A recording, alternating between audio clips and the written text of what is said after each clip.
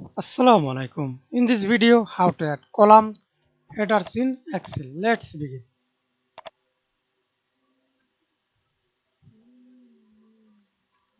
Name,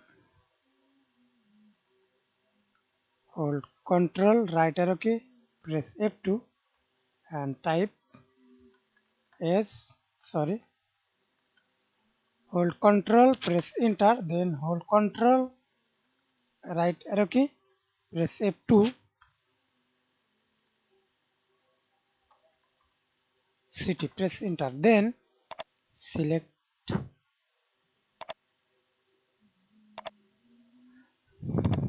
bold, again select headers, go to Insert tab, Tables and see this My Table as headers. Click OK. That's it. Thanks for watching video. Please subscribe to my channel, like, comment, share.